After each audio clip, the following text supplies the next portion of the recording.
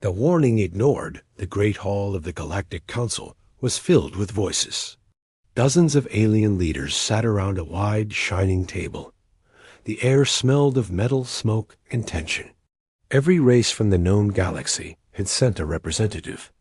It was a rare meeting, called for a serious reason. At the center of the hall stood a tall, blue-skinned alien named Commander Coffin of the Xeric Empire. His eyes glowed with anger and pride. He slammed his fist on the table and spoke loudly. "Why do we continue to fear them?" Coffin growled. "They are just humans, a small death-world species hiding behind empty threats." Some aliens nodded in agreement, but many stayed silent. They remembered the old stories of powerful ships that appeared without warning, battles where entire fleets vanished, and warnings that echoed through space. No one dared to enter human space. It was a rule written in blood. An old, gray-scaled alien named Captain Threll slowly stood up. His voice was rough but calm. "Because we have seen what happens to those who do," Threll said. "I have lost friends, good captains. None return from human territory. It is not just a rumor, Commander. It is a graveyard." Coffin laughed. "Old superstitions. I am not afraid of ghost stories. If we act like cowards, the humans will grow stronger. It is time someone tested their so-called dead zone." The room fell silent. No one spoke. Even the bravest leaders looked away. Finally, Counselor Varn, a tall creature with golden feathers, spoke softly. "Many have tried, Commander Coffin. None came back." But Coffin's mind was made up. He raised his hand and smiled cruelly. Then, "I will be the first," he declared. "I will lead a fleet into human territory and prove to you all that these warnings are nothing but fear. I will return with victory." Threll sighed. He knew it was useless to argue. Coffin's pride was a storm that could not be stopped. "I hope your arrogance does not get your people killed," Threll said quietly. Later that day, Coffin's fleet of 12 warships gathered at the edge of human space.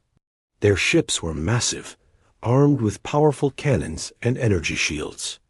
The crews were brave soldiers, loyal to their commander. They all believed it would be a simple mission. "Scan the area," Coffin ordered as his flagship crossed the border. "Report anything unusual." "Nothing on sensors, Commander." An officer replied. "Space is empty." The ships moved deeper into human territory. The stars here seemed darker, colder. The silence felt heavier.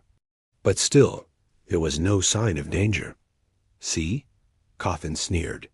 "No monsters, no secret fleet, just empty space." But then something strange happened. One of the smaller ships, Xerox Blade, disappeared from the radar. "Commander Blade is gone," the officer reported, his voice shaking. "Gone?" Coffin asked sharply. "How? No explosions, no debris?" "Nothing, sir. It just vanished." Coffin's face hardened. He ordered the other ships to search the area. But there was no sign of the missing ship. Then a message came through. It was not from the missing crew. The screen flickered, and words appeared in red. "You were warned." The message vanished as quickly as it came. No signal source could be traced. Coffin's heart pounded. He tried to hide his fear, but the other officers in the room saw it in his eyes. "This is a trick," Coffin growled. "Keep moving forward. Prepare all weapons." But in his mind, a cold thought crept in. What if the stories were true? Captain Threll, watching from his ship, felt his stomach twist.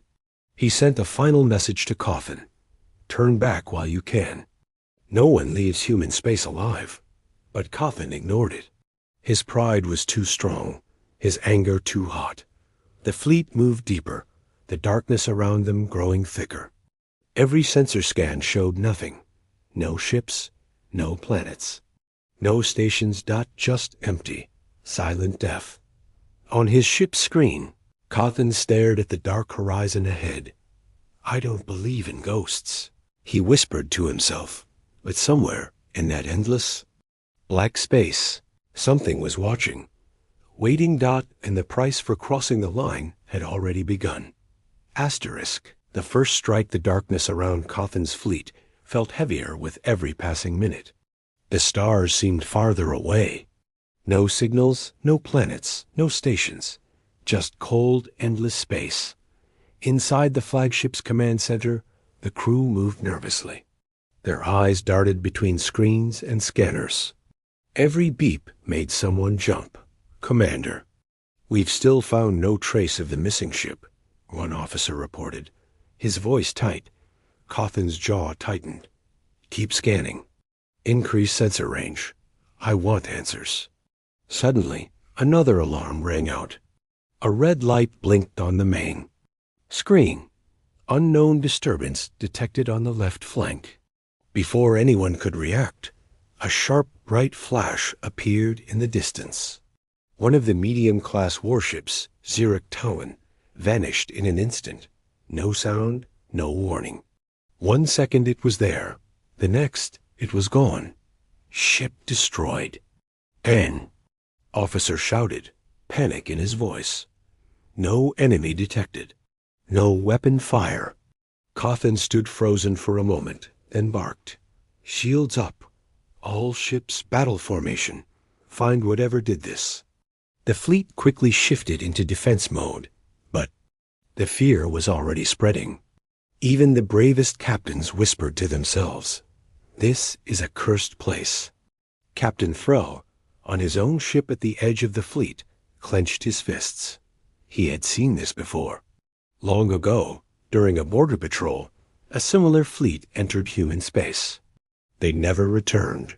He was the only one who survived, because he turned back. He opened a channel to Cawthon again.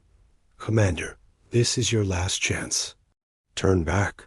Whatever's out there, it won't let you leave. Cawthon growled.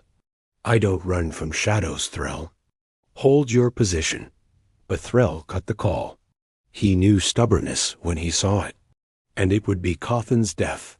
Moments later, a strange flickering appeared on all screens. Energy readings spiked. No one could explain them. Commander. A sensor officer whispered, something's moving out there. But it's too fast. I can't lock on. Cawthon's heart pounded. He felt a cold sweat on his neck. Fire in all directions. He shouted. The warships unleashed a storm of plasma blasts into the empty space. Blue and red bolts lit up the darkness. But they hit nothing. Silence returned, deeper than before. Then, one by one, ship lights began to flicker. Systems glitched. The gravity on Cawthon's ship dropped for a second before snapping back. EMP surge. Someone yelled. The crew scrambled to fix systems, but it was too late. On the far side of the fleet, another ship blinked out of existence. No explosion. It simply vanished, like the others. Cawthon's face went pale. Where are they? He roared. No. Answer came. The scanners couldn't find a single enemy vessel. And then, for the first time, a shape appeared on the main screen. It was brief, a sleek, black object moving like a shadow between the stars. Faster than any known ship. No light, no sound, just a ghost of a machine. What is that? An officer whispered. Another ship vanished. Panic spread. This is a massacre. Someone muttered. KO, then slammed his fist on the control panel. Fall back. All ships retreat. But it was already too late. Suddenly, a cold voice came through the comms. It wasn't alien. It was human. You crossed the line. You were warned. The message repeated once, then silence. The crew looked at Cawthon, waiting for orders.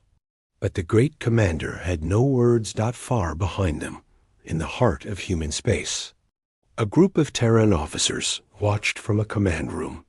Captain Alana Cross, dressed in a dark uniform, stood calmly as reports arrived. 5 enemy ships eliminated. 7 remain. Elena nodded, Let the rest feel fear, then finish them. She turned away, leaving the room as her stealth ships moved silently through space, preparing for the next strike. Out in the dark, the alien fleet floated helplessly, trapped in a nightmare of their own making. And the real hunt hadn't even begun. Asterisk. The human response far away from the silent battle in space. Deep inside a hidden military station on a cold planet called Erebus 9, alarms blinked softly. The walls of the command center were covered with black screens, each showing live data. From the restricted sectors of human space. Captain Elena Cross stood at the center of the room. She was tall, with sharp eyes and short black hair. Her face was calm, almost cold. Around her, officers worked quietly, their hands moving over holographic controls. A young officer, Lieutenant Reed, turned from his station. His voice was steady, but his face was pale. "Captain, alien fleet has entered Grid 7 Alpha. They've lost 5 ships so far." Elena didn't blink. "Did they receive the warning?" "Yes, ma'am. We sent it after the second ship vanished." "And their response?" "They kept moving forward." A small smile touched Elena's lips. "They always do." Another officer spoke. "Our stealth units report successful strikes. Targets eliminated. Without detection." Elena walked slowly to the main display, where a 3D map showed the alien fleet's position. Only 7 ships remained, floating nervously in space. The human ships weren't visible, but small blinking marks surrounded the alien formation. "Status on dagger units?" Elena asked, fully cloaked. "Awaiting orders," the officer replied. The dagger-class ships were fast, invisible warships made for silent kills. No other species in the galaxy had technology like them. Even the strongest alien fleets couldn't. "Detect these hunters." Elena looked at the map and thought for a moment. "Let them feel the darkness," she said softly. "Herd them toward the dead zone, then finish them." "Yes, Captain." On one side of the room, an older officer frowned. "Permission to speak, Mom?" Elena nodded. "Should we send a message to the Council? A warning shot? We don't want war with the entire Xeric Empire." Elena's eyes turned cold. "This isn't war. This is a lesson." The officer fell silent. Meanwhile, out in space, the alien fleet was falling apart. Panic filled the ships. The crews argued, sensors screamed false alarms, and no one could tell where the attacks were coming from. Commander Cawthon stood on his bridge, sweat running down his face. "Get us out of here," he shouted. "Find an exit route." But every direction was blocked. Invisible ships moved like ghosts, cutting off paths one by one. On his own ship, Captain Thrall tried to calm his crew. "Hold formation. Don't break ranks. That's what they want." But fear was stronger than orders. Another alien ship exploded without a sound. No weapon fire, no warning. Just a sudden, bright flash, then nothing. Back at Erebus 9, reports came in. 1 more enemy vessel destroyed. 6 remaining. Elena didn't look away from the screen. "Keep pushing them." Lieutenant Reed hesitated. "Permission to ask, ma'am. Why don't we just wipe them all out now?" Elena's voice was quiet, but firm. "Because fear is a better weapon than fire." She watched as the alien ships began to break formation. Some tried to flee. Others fired wildly into empty space. "That's it," Elena said. "They're cracking." Outside in space, the unseen dagger ships moved like shadows. One passed so close to an alien vessel that it left a faint ripple in space, but no one noticed. Inside his ship, Cawthon heard strange sounds on the comm. A voice, distant and cold. "Leave or be erased." Cawthon's face turned gray. He knew then that the stories were real. Human space was not empty. It was alive. And it was watching. He opened a call to all remaining ships. Retreat. Full. Speed.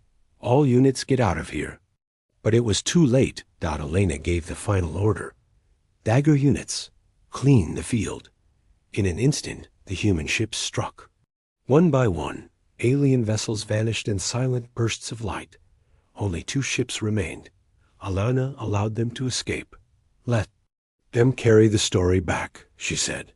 The officers nodded. It was not mercy. It was a warning to the galaxy. On Cawthon's damaged ship, the bridge was filled with smoke and fear. Commander, an officer whispered, We can't win. Cawthon stared at the empty darkness ahead. He could still feel something out there, watching. And pray it lets us leave.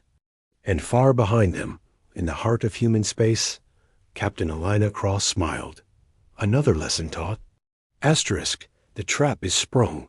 The remains of Commander Cawthon's fleet drifted through the cold, empty dark. Smoke poured from broken ships. Emergency. Lights flickered on every deck. The surviving alien crews were scared and confused. No one spoke of victory anymore. Commander, an officer on Cawthon's bridge whispered, 2 more ships are gone. No explosions. No weapons detected. They just vanished. Cawthon's face was pale, his hands shaking. He tried to hide his fear, but his voice cracked. Order the fleet to regroup. Form a tight defense circle. No one leaves formation. But even as he spoke, another ship blinked off the sensors. 1 second it was there. The next, it was gone. Like a candle blown out in the wind. The bridge crew stared at their screens, horrified. No enemy ship was visible, no warning, no chance to fight back. Where are they? Cawthon shouted. No one answered.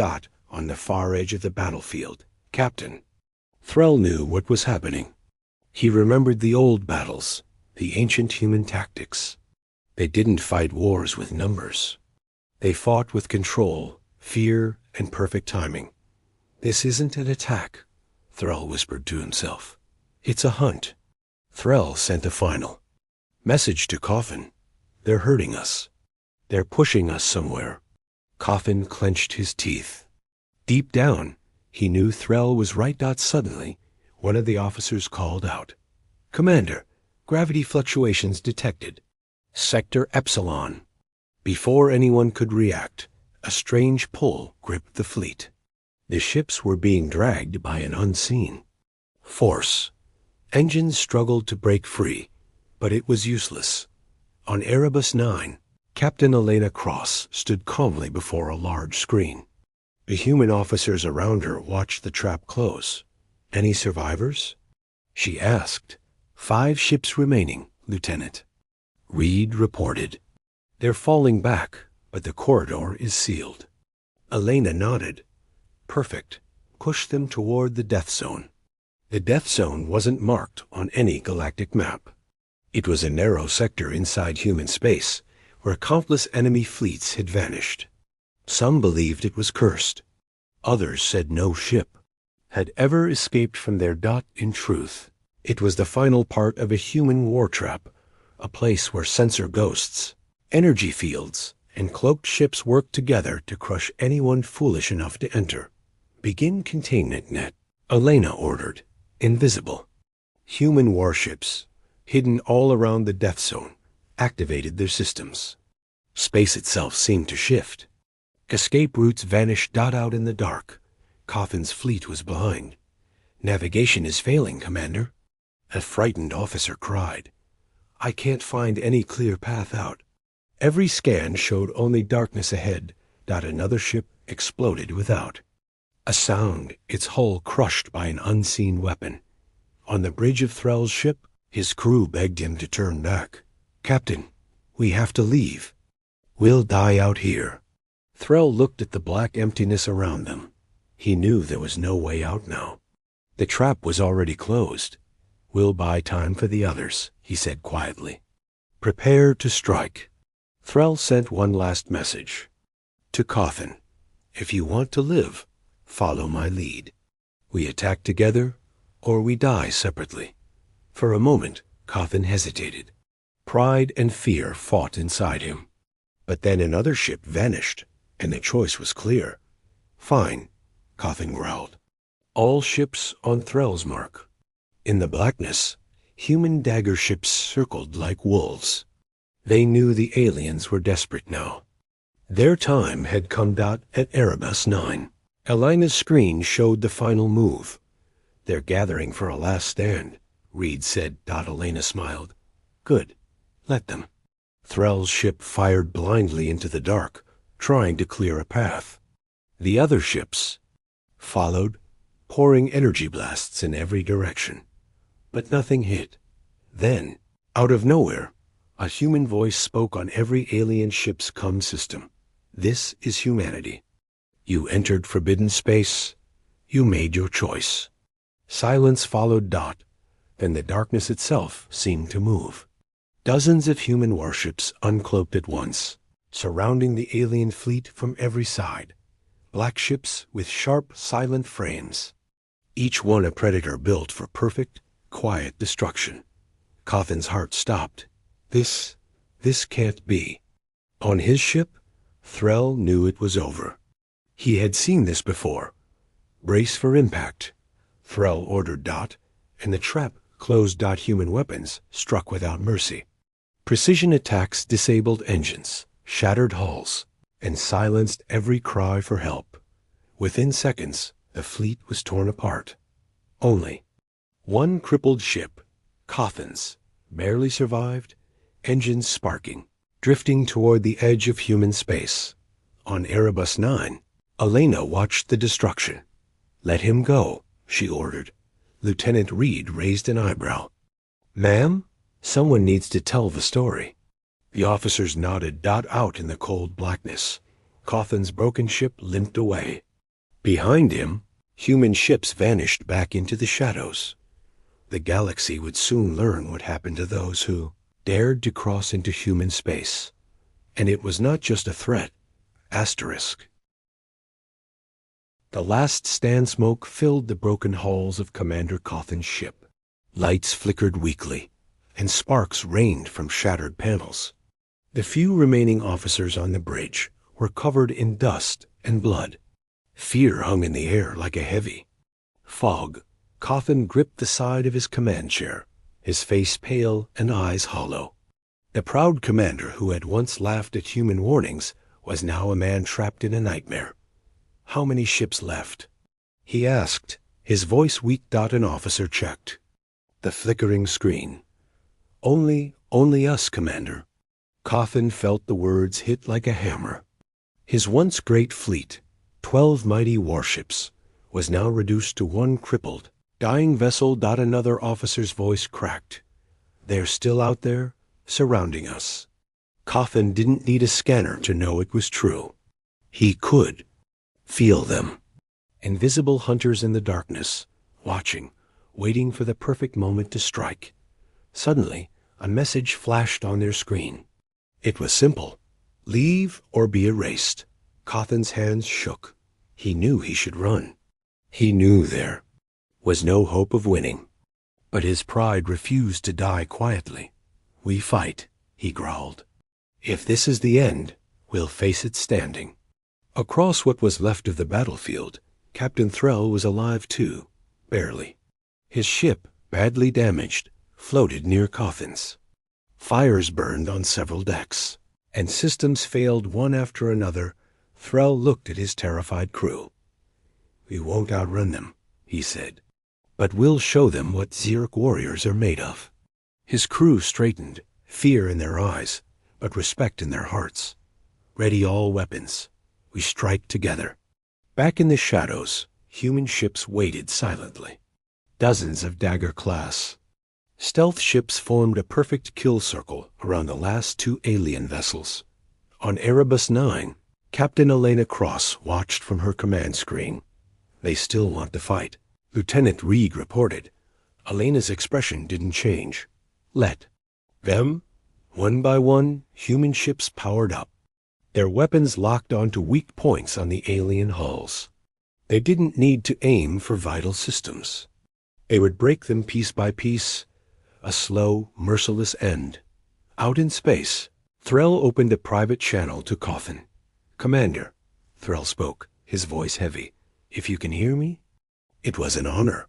Cawthon looked at the screen for a moment. His pride, shattered by the nightmare around him, softened just enough. "Together, Captain," Cawthon replied. And then they moved. Both alien ships fired everything they had. Blasts of plasma and energy tore through the darkness. Missiles raced toward unseen targets, but the human ships were too fast. They danced between the attacks like shadows. Human ships returned fire with deadly precision. One shot crippled Threll's engines. Another blast took out his main guns. Inside Threll's ship, fire and smoke filled the bridge. "We're losing." "Control," an officer shouted. Threll gritted his teeth. "Ram them, one last move." But before his ship could turn, 3 human shots struck the hull. A burst of white light swallowed the vessel. It was gone. Only Cawthon remained, the human. Fleet surrounded him, weapons ready. Cawthon looked at the ruined space around him. Pieces of ships, burnt metal, and silent wreckage drifted like ghosts. He thought of the council, of his pride, of the warnings he ignored. And then a final human message arrived. "Remember this." Cawthon's heart sank. He opened a wide channel and spoke his last words as a commander. "To any who hear this, we were fools." He gave the order. "Turn the ship around. Full speed. Get us out of here." The human ships didn't follow. They let the battered vessel crawl away. On Erebus 9, Elena Cross nodded. "Leave them," she ordered. "Fear will speak louder than death." Lieutenant Reed raised an eyebrow. "No survivors, ma'am." Elena smirked slightly. "Oh, there's one. And he'll carry our message to every corner of the galaxy." Out in space, Cawthon's ship limped toward the edge of human space. Fires still burned. Systems still failed. But somehow they kept moving. And behind them, a deadly human warships faded back into the darkness. Unseen, unstoppable, and undefeated. The galaxy had been warned once. Now it would remember. Asterisk. The galaxy learns the lesson. The Galactic Council chamber was silent. Dozens of alien leaders, warriors, and officials sat in a wide circular hall. The walls shimmered with soft light, but the mood was heavy and cold. Every seat was filled, yet no one spoke. They had all been waiting for one thing. At the center of the room, the heavy doors opened.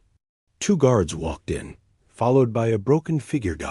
It was Commander K.O., and his once proud armor was cracked and burned. His eyes were hollow, and his steps unsteady. He looked nothing like the confident leader who had stood there days before, laughing at warnings about human space. Gasps filled the room. Some leaders looked away. Others whispered nervously. Cawthon stood before the council table. A deep scar now marked his face, and his voice was rough when he spoke. "Only one ship returned," he said quietly. "Mine." No one moved. "Counselor." Varn, the tall feathered alien, leaned forward. "What happened out there, Commander?" Cawthon's hand trembled as he removed a small, damaged data chip from his belt. He placed it on the table. The screen behind him came to life. Footage played. It showed the alien fleet crossing into human space. The first disappearance, the strange message, and then the final massacre. Ships vanishing one by one. Weapons useless, invisible warships. Striking from nowhere, the council chamber fell deathly silent. Some leaders paled. Others clenched their hands. When the recording ended, Cawthon spoke again. It wasn't empty space. It wasn't rumors. It wasn't old stories. He looked around the room, his voice shaking. It was a trap, a perfect, endless trap. They didn't just defeat us. They controlled every move we made. Every ship we lost was planned. Every retreat was guided. And they could have killed me too. but they let me live. Counselor Varn asked quietly, "Why?" "To send a message," Coffin whispered. Another council member spoke. "What message?" Coffin turned slowly, facing every corner of the room. "No one enters human space, ever." The words hung in the air, heavy and sharp. Captain Thrall's old warning, spoken days before, now burned in every leader's mind. Some commanders shifted uncomfortably in their seats. Others exchanged worried looks. The room felt colder. Varn cleared his throat. "Is it true, Commander? All of them gone?" Coffin nodded. 12 ships, 11 destroyed. One left to crawl home. His voice cracked. "And we never saw them." "Not truly. Death came from the dark, fast, silent, and cold." For a long moment no one spoke. And an older council member, a reptilian elder named Marak, stood. "I was there during the first contact war," Marak said, his voice rough. "And tired. I warned this council before. I told you what happened to the last empire that crossed their border. I saw it with my own eyes." Marak pointed at the screen, his hand shaking. "And now you all see it too." A quiet, uneasy murmur filled the room. Finally, Varn raised his voice. "I move that human space be permanently declared restricted. No ship, no fleet, no council mission will enter their territory again, under penalty of death." One by one, the council members agreed. No one dared oppose it. Even the most aggressive warlords, once eager to test humanity, stayed silent. The motion passed. From that day forward, maps across the galaxy showed human territory marked in red and black, a vast region labeled only, with one warning: no entry. Far away, in the secret command center of Erebus 9, Captain Elena Cross watched the council meeting through a secure transmission. Lieutenant Reed smiled. "They voted." Elena sipped her drink calmly. "Of course they did. Should we recall our ships, Mom?" Elena shook her head. "Keep them where they are. The galaxy's memory is short. Someone else will test us one day." She turned away from the screen, her voice soft but cold. "And when they do, we'll remind them too." The room fell silent. Outside the command center, dozens of Dagger-class warships floated in the darkness, invisible, waiting. The galaxy was at peace for now, but human space remained a forbiddance. Shadowed land. And in every corner of the stars, one truth echoed forever: you were warned. A new threat watches. Months passed since the destruction of Commander Coffin's fleet. The galaxy remained quiet. Trade routes reopened. Council meetings carried on as usual. Alien empires whispered about human space, but no one dared look in that direction. The red line on the map stayed untouched, but far beyond the known galaxy, past the last star charts, in a region no council ship had ever reached, something ancient moved. Inside a massive ancient station, hidden in a cloud of black dust, hundreds of tall metallic figures stood around a glowing table. Their bodies were made of polished dark metal, and their faces were smooth, without eyes or mouths. Only soft blue lights blinked where their eyes should have been. They were called the Observers.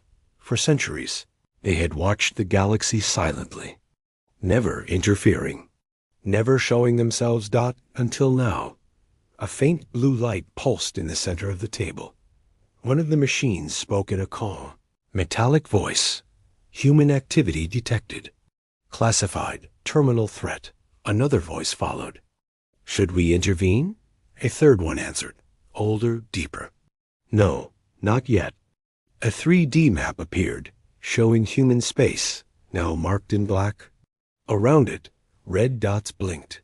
The destroyed alien fleets, the vanished ships, the silent dead zones. "The pattern repeats," the first voice said.